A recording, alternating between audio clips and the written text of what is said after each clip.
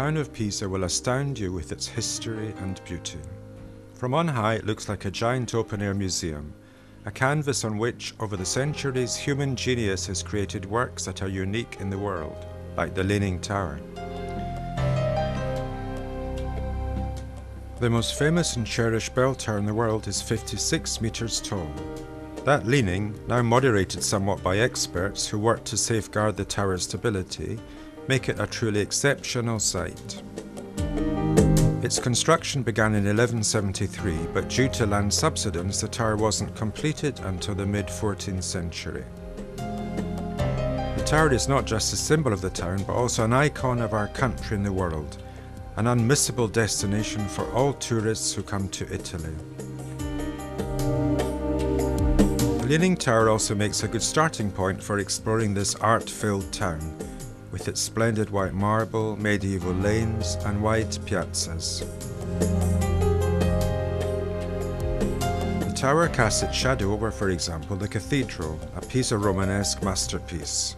This style was actually conceived on the banks of the Arno, a sign of the importance of a town that was a maritime republic and thus a military and political power of the first order. Opposite, another monument of stupendous beauty was built, the baptistry, in whose creation the genius of artists like Nicola and Giovanni Pisano had a hand.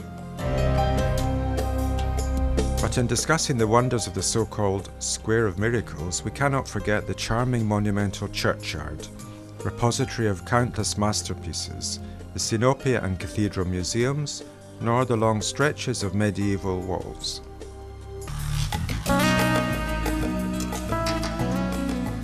Pisa was born embracing its river, which has continued to be its travelling companion on its millennia-long history. The history of these communities was indeed written on the river Arno, and for this reason the ever-shifting waters of the river are the mirror of a town that has moved through the centuries, defending its roots and traditions which continue to thrive on the Arno today. This is what happens on the night of Saint Ranieri, patron saint of Pisa. Thousands of little candles are lit on palazzi, monuments and churches. Thus, a magic paintbrush depicts the profiles of these buildings on a black background.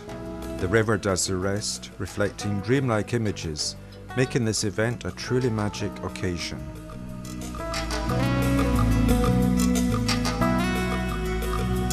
The riverbanks are host to another traditional event. In June, the Gioco del Ponte is held. This is a kind of tug-of-war between teams from various districts of Pisa. On this occasion, the town is divided into two, the south and the north. The contest takes place on neutral ground, the Ponte di Mezzo, the middle bridge. The winners rejoice for a year, the losers plan their revenge.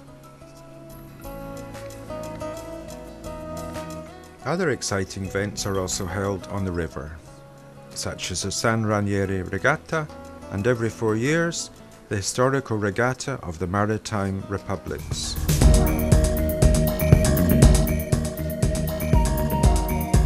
Pisa is also an intellectual centre, with 3 universities which have developed over the centuries.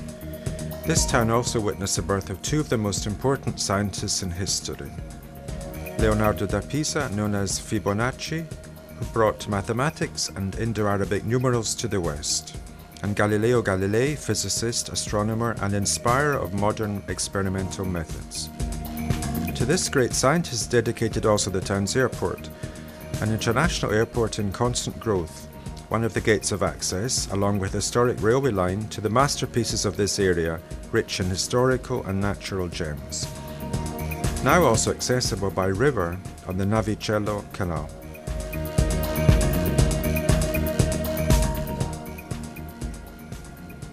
Pisa continues to surprise us, as with the discovery of ancient Roman ships, a quite remarkable find that has dazzled the world.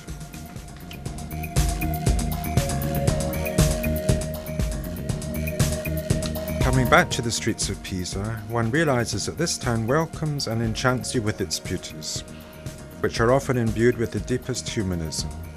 And it is this that, even when walking in splendid monumental squares, One does not feel intimidated by size or distance, but rather with a sensation of balance and harmony.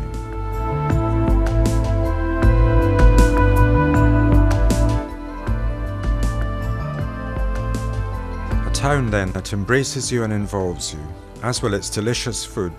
There are numerous traditional dishes, such as the Pisan soup. We would like to close this visit to the Pisa area and coastline with a stop off at an extremely fascinating place, San Piero a Grado, where stands a magnificent basilica which, according to tradition, was erected in the place where St. Peter landed after his journey from Palestine. History, religion, tradition and nature blend and fuse here, evoking admiration and wonder in the hearts of all.